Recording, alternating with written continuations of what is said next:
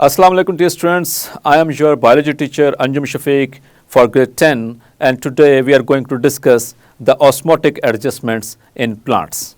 So my dear students, जैसा कि आपको बताया कि आज हम डिस्कस करने जा रहे हैं osmotic adjustments in plants. तो osmotic adjustment से पहले हम डिस्कस करते हैं कि osmosis क्या है, जो कि हम पहले भी डिस्कस कर चुके हैं.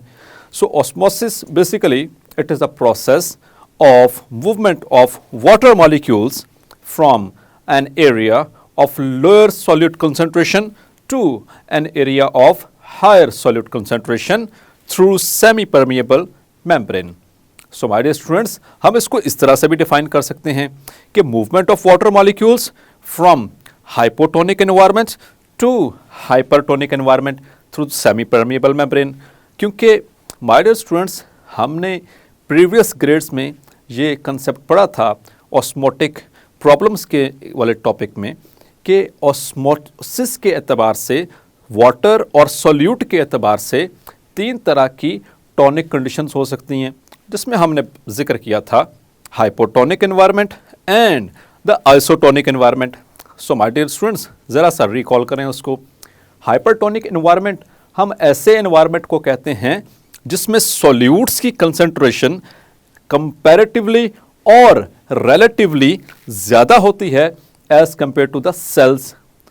और जहाँ तक बात है हाइपोटोनिक सॉल्यूशन की या हाइपोटोनिक एनवायरनमेंट की, तो वहाँ पर वाटर और सॉल्यूट्स के एतबार से एनवायरनमेंट के अंदर सॉल्यूट्स कम होते हैं और जो सेल या जो टिश्यूज़ होते हैं उनके अंदर उनकी कंसंट्रेशन ज़्यादा होती है. तो हम इसको डिफाइन इस तरह से भी कर सकते हैं, the environment which have comparatively low solutes is called as hypotonic environment. अब हम बात करते हैं isotonic environment की. That is basically an environment in which both internal and external salt and water solution जो है उसकी concentration या उसकी amount comparatively और relatively एक जैसी होती है. So my dear students, तीनों टर्म्स को डिफाइन करते हुए एक वर्ड कॉमन बोला इनमें, दैट वाज रिलेटिवली और कंपैरेटिवली. माय डियर स्टूडेंट्स, ये इसलिए बोला क्योंकि आपको पता है कि हाइपरटोनिक या हाइपोटोनिक या फिर आइसोटोनिक ये तीनों टर्म्स ऑस्मोसिस से रेलेवेंट हैं, वाटर और सॉल्यूट से रेलेवेंट हैं, और इनको हम उस वक्त तक नहीं बता सकते जब तक कि कंपैरिजन में साथ में कोई दूसरी चीज़ ना हो.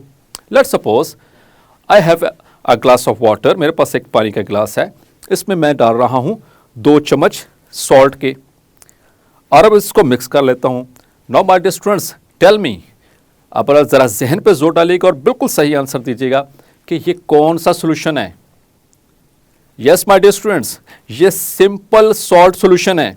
इसमें मैंने चाहे 2 चम्मच सॉल्ट के डालूँ या 3 चम्मच सॉल्ट के डालूँ तो ये तो सादा सोल्यूशन ही रहेगा, सॉल्ट सोल्यूशन. इसको मैं ना तो हाइपरटोनिक कह सकता हूँ, ना हाइपोटोनिक कह सकता हूँ और ना ही आइसोटोनिक. क्यों? क्योंकि इसके कंपैरिजन में मैंने कोई कुछ रखा ही नहीं. तो जब मेरे पास 2 एनवायरनमेंट होंगे या 2 सोल्यूशन है, लेट्स सपोज कि मेरे पास 2 पानी के गिलास हैं. एक पानी के गिलास में मैंने डाला 1 चीनी का चम्मच और दूसरे में डाला 2 चीनी का चम्मच. अब इनको मैं अगर कंपेयर करूं तो जिसके अंदर चीनी यानी कि जो शुगर है उसकी अमाउंट कम है दूसरे ग्लास की निस्बत, तो वो कहलाएगा हाइपोटोनिक कंपैरेटिवली और रिलेटिवली.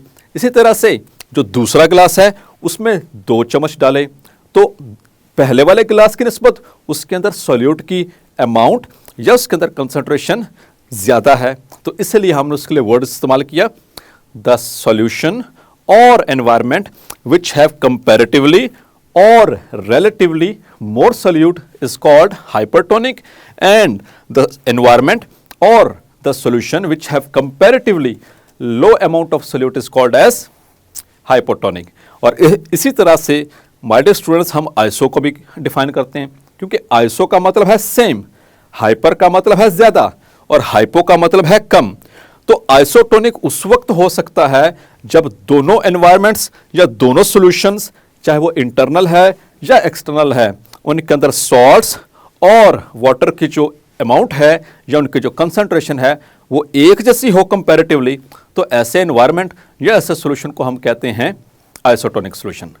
तो ये basic concept my dear students आपको इसलिए रिकॉल करवाया क्योंकि आज का जो टॉपिक हम पढ़ने चाह रहे हैं उसके अंदर ये हाइपोटोनिक और हाइपरटोनिक ये टर्म्स इस्तेमाल होंगी और उसी के एतबार से हम ऑस्मोटिक एडजस्टमेंट्स देखेंगे प्लांट्स के अंदर।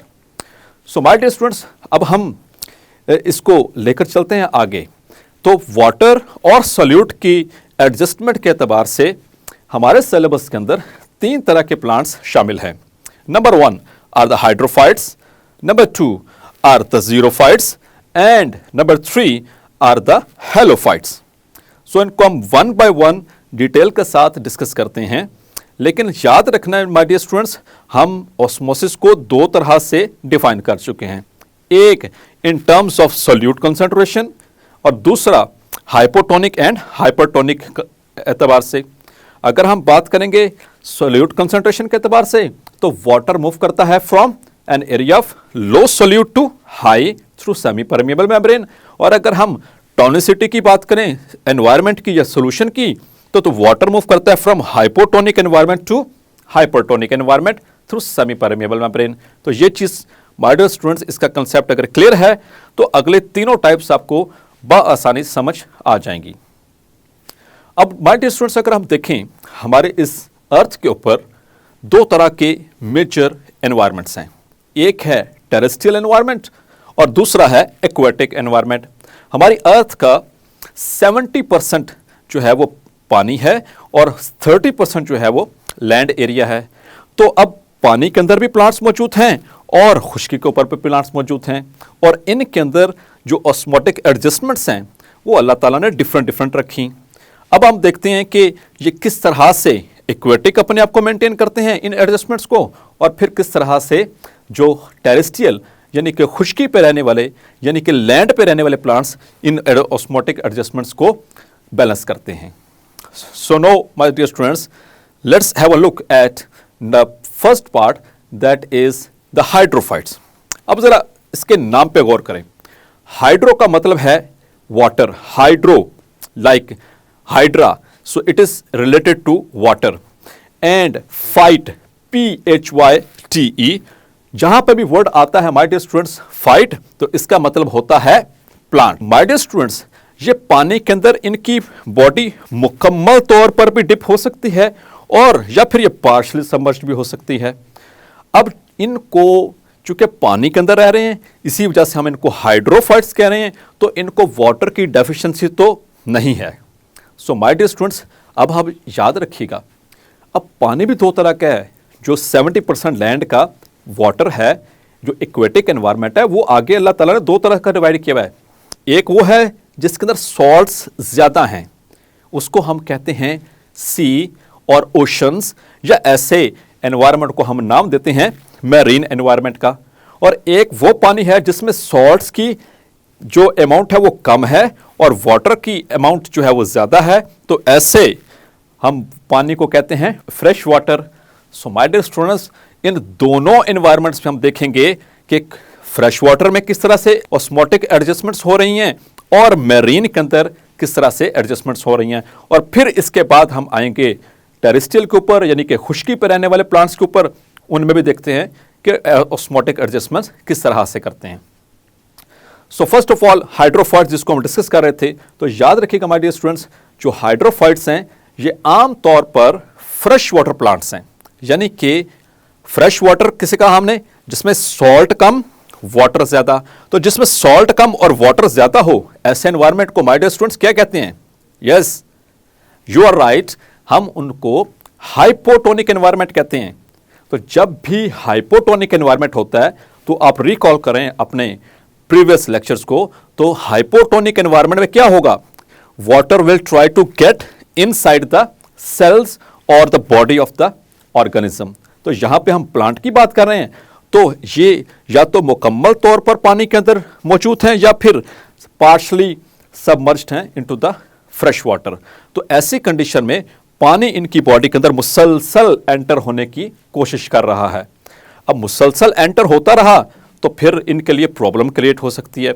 अब प्लांट्स को पानी चाहिए, हमने डिस्कस किया, एक तो टर्गर प्रेशर मेंटेन करने के लिए, फिर उनको फोटोसिंथेसिस के लिए चाहिए, फिर उनको ट्रांसपायरेशन के लिए चाहिए। तो ये सारे काम तो हो गए, लेकिन माय डियर स्टूडेंट्स ये तो मुसलसल पानी के अंदर रह रहे हैं, तो इनको फिर प्रॉब्लम फेस हो सकती है एक्सेस ऑफ वाटर की। सो माय डियर स्टूडेंट्स, ये एक्सेस ऑफ वाटर कैसे रिमूव करते हैं, हमने पिछले टॉपिक में भी डिस्कस किया। जो एक्सेस वाटर होगा वो रिमूव होगा थ्रू ट्रांसपायरेशन। अब ट्रांसपायरेशन माय डियर स्टूडेंट कहां से हो सकती है? Yes, you are right, that is through the stomata. So my dear students, ऐसे जो प्लांट्स होते हैं इनको अल्लाह ताला ने कुछ एडजस्टमेंट्स दी हैं, कुछ एडेप्टेशंस दी हैं कि इन्होंने मुसलसल पानी में रहना है, और पानी भी कौन सा है? हाइपोटोनिक एनवायरनमेंट वाला। तो मुसलसल पानी अंदर आने की वजह से इनके अंदर कोई खराबी ना पैदा हो जाए, ये अपनी इंटरनल कंडीशंस को मेंटेन कैसे करेंगे, उसके लिए अल्लाह ताला ने इनको अडेप्टेशंस दी हैं। आए उनको हम वन बाय वन डिस्कस करते हैं।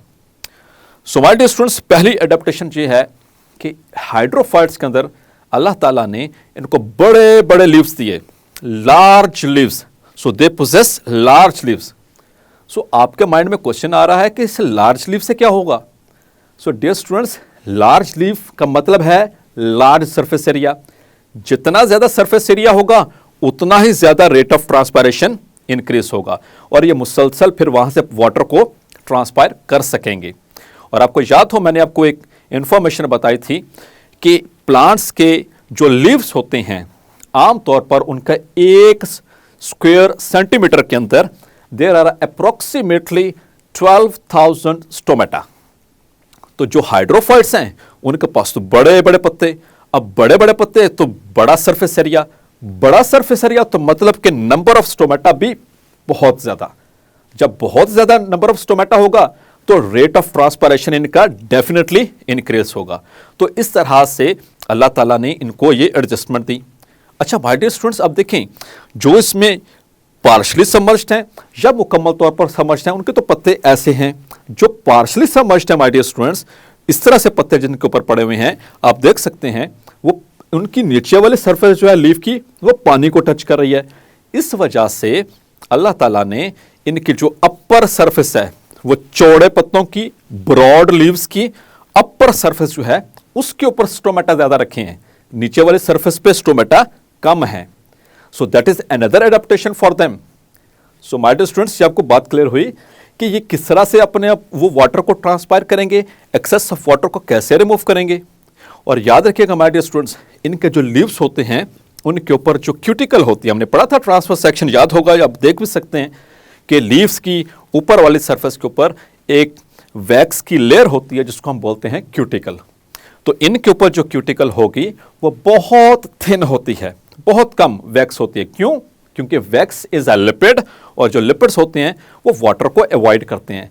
They are hydrophobic. Hydrophobic, hydro means water and phobic means fear, यानी इनको पानी का खौफ होता है। ये अपने में से पानी को रिमूव नहीं होने देते, उनसे दूर दूर भागते हैं। तो क्यूटिकल आमतौर पर ट्रांसपायरेशन को प्रिवेंट करती है, लेकिन इनके अंदर जो क्यूटिकल है बहुत बारीक है, वो इसमें इसकी रुकावट नहीं बनेगी।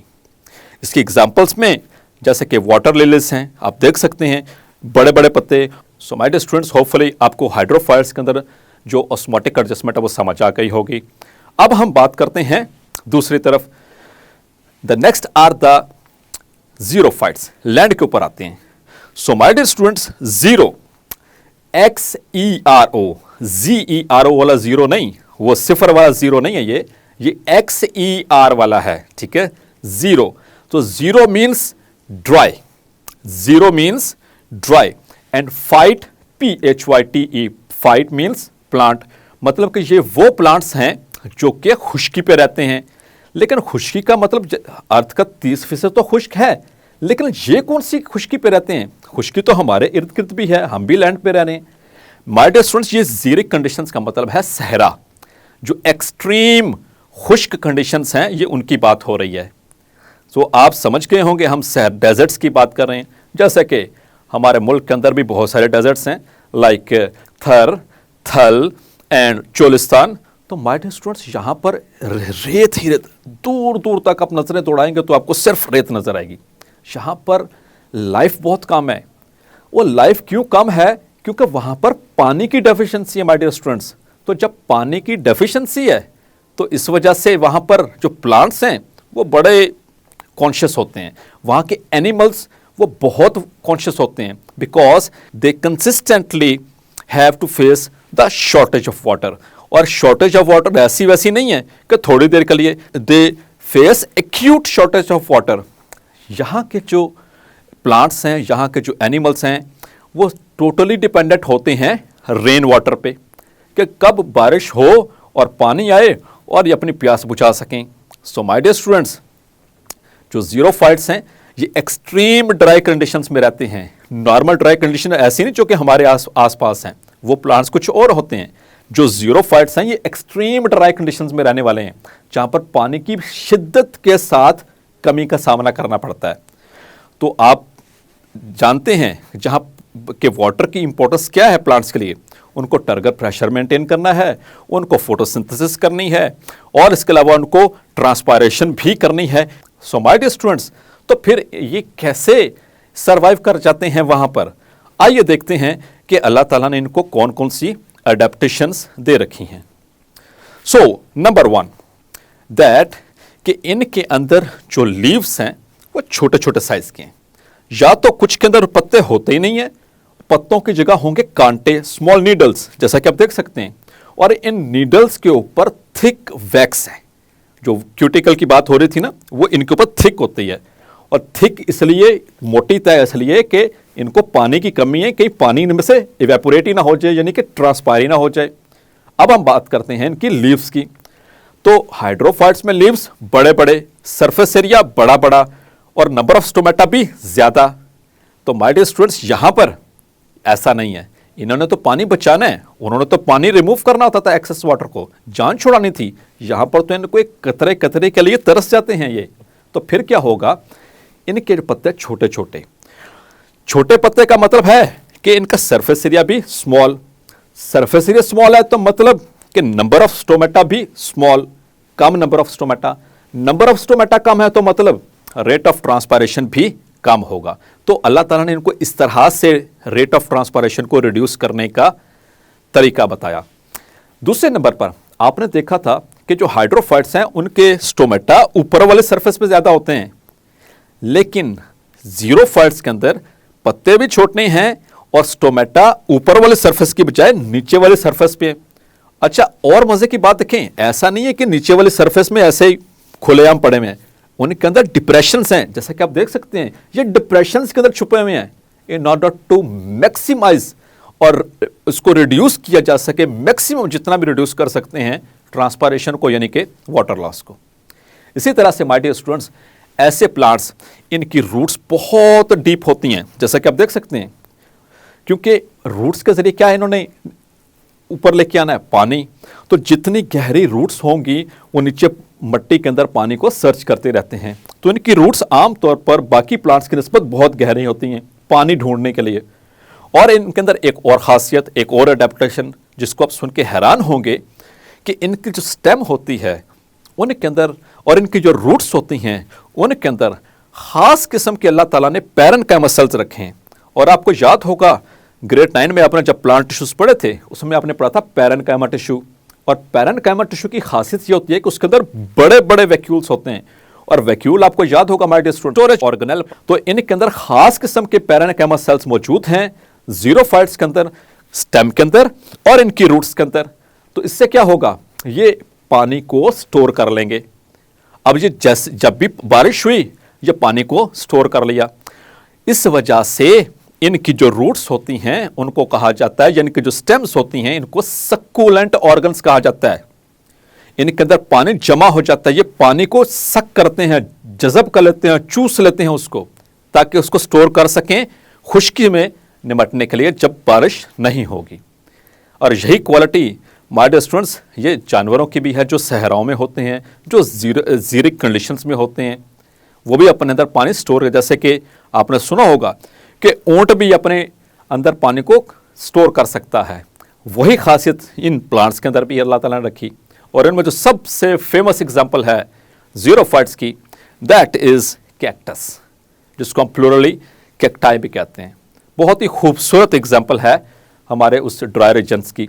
या फिर आपने वो देखे होंगे खजूर के दरख्त, ठीक है, तो वो भी उसी एनवायरनमेंट के अंदर सर्वाइव करने वाले प्लांट्स हैं। सो माय डियर स्टूडेंट्स, आज के लेक्चर में हमने जो डिस्कस किया हाइड्रोफाइट्स और इसके कंपैरेटिवली ज़ीरोफाइट्स को, होपफुली समझ आ गया होगा। इंशाल्लाह नेक्स्ट लेक्चर में मिलते हैं हेलोफाइट्स के साथ। सो डियर स्टूडेंट्स, जैसा कि आपने आज देखा कि किस तरह से ज़ीरोफाइट्स और किस तरह से हाइड्रोफाइट्स अपने आप को एडजस्ट कर रहे हैं वाटर और सॉल्यूट के एतबार से। एक पानी से छुटकारा हासिल करने की कोशिश कर रहा है और दूसरा पानी को सेव करने की कोशिश कर रहा है। होपफुली आपको समझ आ गया होगा। अगले लेक्चर में हम डिस्कस करेंगे इनके तीसरे पार्ट को, that is halophytes. Until then, अल्लाह हाफिज़।